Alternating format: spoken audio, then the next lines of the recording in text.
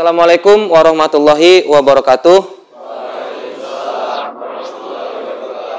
Apa kabarnya pagi ini, Nak? Alhamdulillah, baik ya, Nak. Oke, untuk memulai pembelajaran kita, alangkah baiknya kita berdoa dulu. Silakan Ketua kelas, Dapin, pimpin doanya, Nak. Belum mulai pelajaran harus paham agama teman-teman. Soal dimulai. Soal selesai. Pada guru berita.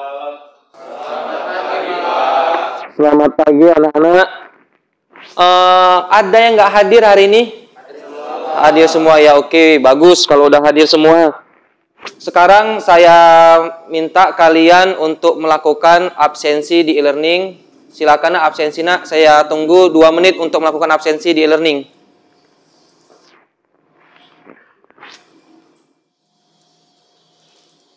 Udah di absen, Nak? Udah ya? Udah semua kan absensi di e-learning kan? Oke.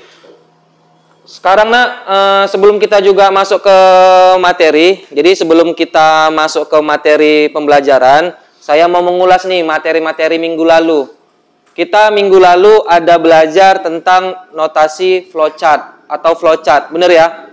Oke, saya mau nanya sama kalian, apa aja fungsi-fungsi dari notasi flowchart? Oke, silakan Abram. Jadi, ada terminator Pak untuk permulaan dan akhir program. oke. Setelah itu ada flow line untuk relasi atau sambung dari proses ke proses kedua. Oke. Setelah itu ada preparation untuk proses inisialisasi. Setelah itu ada proses untuk proses perhitungan ataupun pengolahan sebuah data. Setelah itu Pak ada input dan output data. Dan gunanya itu nanti untuk ngeprint hasil dari konten tersebut. Setelah itu ada predefined proses atau subprogram untuk menjalankan subprogram. Dan terakhir ada decision Pak untuk pencabangan. Oke, tepuk tangan dulu untuk si Abraham. Oke, Nak, selanjutnya yang mau saya nanyakan sama kalian juga, yang mau saya tanyakan sama kalian tentang materi kita minggu lalu, kira-kira menurut kalian apa sih fungsinya flowchart dalam pemrograman? Ada yang tahu, Nak? Oke, silakan Abimanyu. Flowchart berfungsi untuk menggambarkan langkah-langkah atau alur proses pada pemrograman. Oke, benar. Silakan duduk. Tepuk tangan dulu untuk si Abimanyu. Oke, jadi, Nak, gunanya flowchart dalam pemrogramannya itu adalah untuk menggambarkan setiap proses-proses yang ada pada pemrograman. Itu dia. Oke ya. Sekarang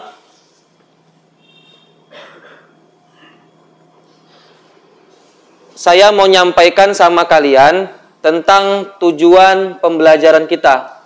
Yang pertama adalah tujuan pembelajaran kita itu yang pertama adalah nantinya kamu dapat menjelaskan konsep variabel dan tipe data dalam bahasa pemrograman PHP dengan benar.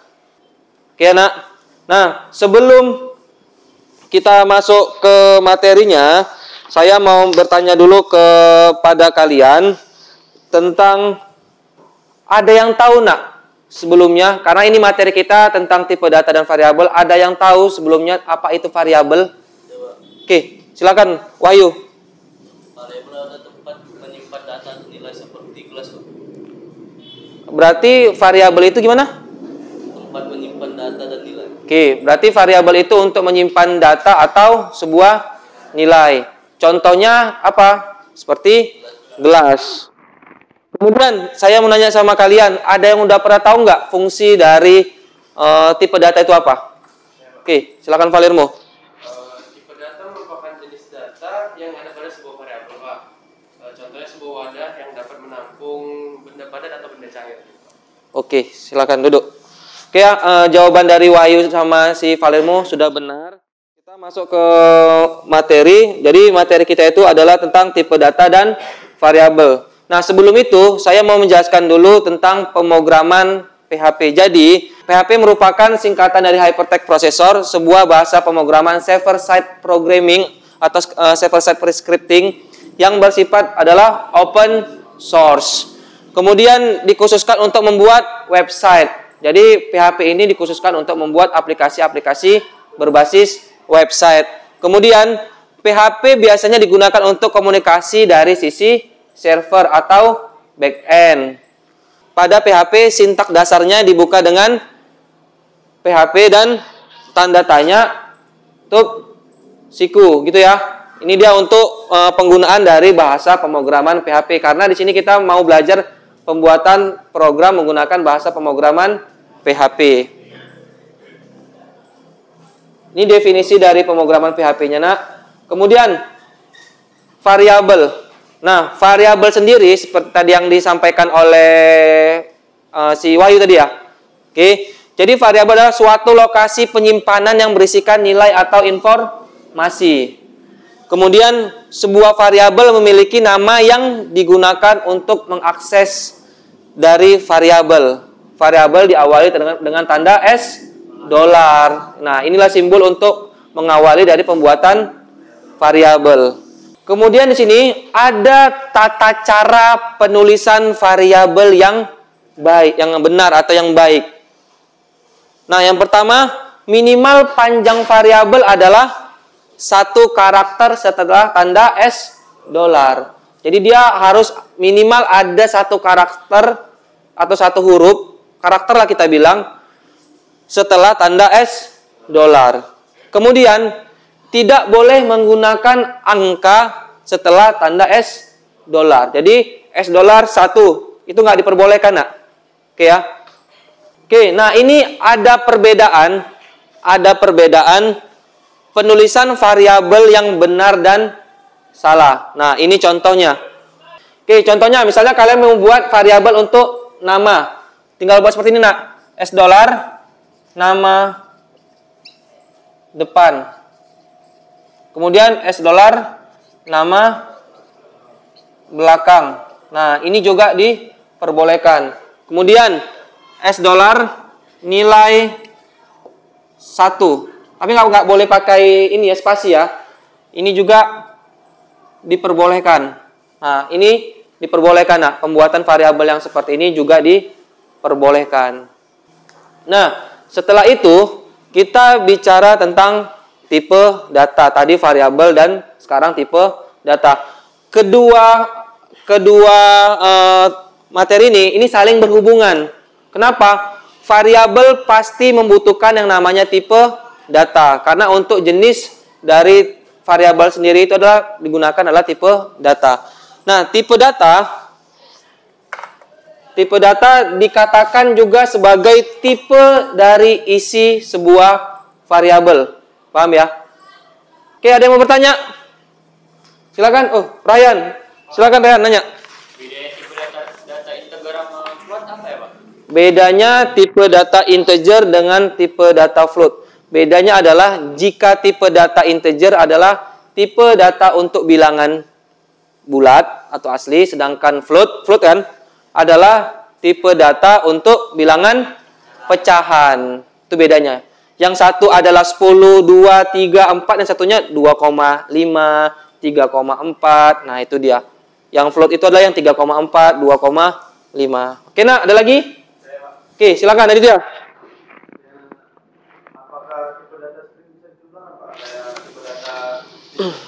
Jadi tipe data string itu tidak bisa dijumlahkan karena dia berbasis teks, bukan berbasis angka. Itu ya. Jadi intinya tipe data string itu nggak bisa dijumlahkan, hanya bisa digabungkan. Ya, hanya bisa digabungkan tapi nggak bisa dijumlahkan. Gitu dia. Dia karena tipe data string itu adalah tipe data yang berbasis teks. Oke, Anak. Oke. Karena ini sudah saya jelasin materinya, sekarang saya mencoba untuk mendemonstrasikan pembuatan atau contoh program yang menggunakan konsep variabel dan tipe data. Perhatikan ya. Kemudian di sini saya coba letakkan sebuah HTML. Oke. Setelah itu saya mencoba mau mendemonstrasikan untuk pembuatan atau menggunakan konsep dari variabel dan tipe data. Pembuatan program menggunakan variabel dan tipe data. Yang pertama, seperti tadi, untuk menggunakan pemrograman PHP kita harus membuka dengan sintaks seperti ini atau perintah seperti ini, dan kita harus bisa menutupnya dengan perintah seperti ini. Oke nak, tadi sudah saya jelasin materi-materinya mulai dari pengenalan pemrograman PHP, kemudian apalagi tadi nak, tipe data, variabel, dan sudah saya lakukan demonstrasi contoh pembuatan program sederhana menggunakan PHP. Sekarang saya minta kalian bagi kelompoknya 4 orang. Nah, ini udah pas ya, 4 orang ya. Ini 4 orang, ini 4 orang, dan ini 4 orang, 4 orang juga tuh juga 4 orang. Jadi sudah pas kelompoknya 4 orang, 4 orang. Sekarang saya minta kalian mengunduh dulu LKPD yang ada di e-learning. Silakan nak, download LKPD yang ada di e-learning.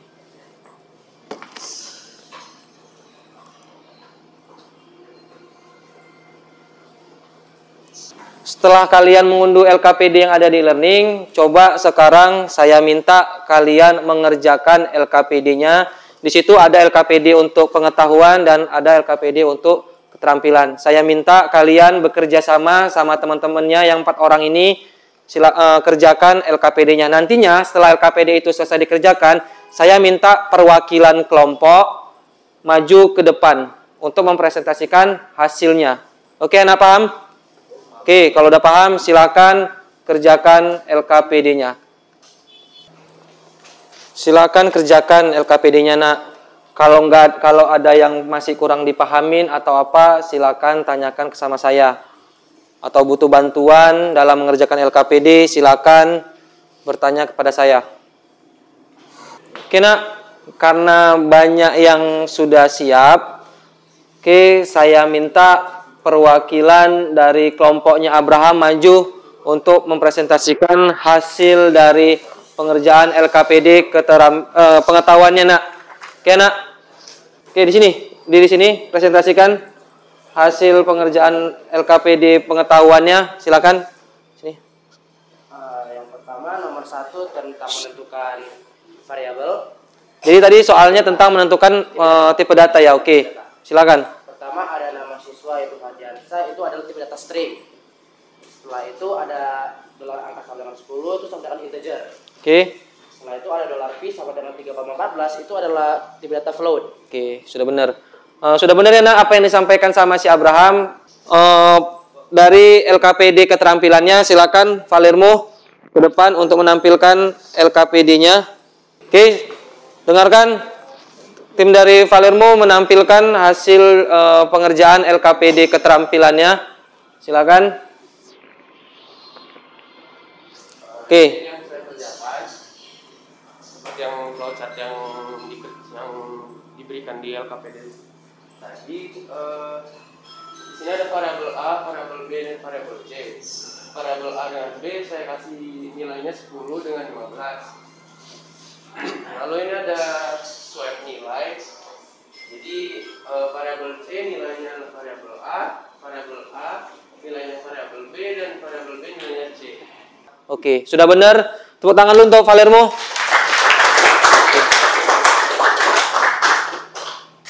Baik nak.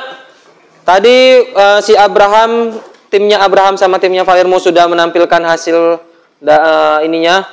hasil diskusinya dan hasil pembuatan programnya. Sekarang untuk mengukur kemampuan kalian dalam menerima materi, silakan buka e-learningnya dan kerjakan soal post testnya ya. Sudah selesai semua nak pengerjaan post testnya? Sudah ya. Sekarang saya minta kalian siapa yang mau untuk membuat rangkuman. Abimanyu? Oke, silakan buat rangkumannya Abimanyu. Silakan Abimanyu, ya di situ aja buat rangkumannya Abimanyu. Variabel adalah suatu lokasi penyimpanan yang berisi nilai atau informasi. Sebuah variabel memiliki nama yang digunakan untuk mengakses nilai dari variabel. Terima kasih sudah membuat rangkumannya. Dari materi yang kita pelajari hari ini, apakah semuanya paham sama materinya nak? Oke, paham semua ya. Kemudian apa kira-kira langkah kalian selanjutnya untuk biar bisa lebih paham lagi dan bisa lebih mengerti lagi di materi pemrograman? dengan belajar kembali dan mengulangi lagi di rumah. Oke, nak, materi kita untuk minggu depan adalah tentang percabangan, ya. Jadi materi kita minggu depan adalah tentang percabangan. Saya minta untuk, karena sudah berakhir pembelajaran kita hari ini, saya minta ketua kelas Dapin silakan tutup pembelajarannya, pimpin doa Dapin.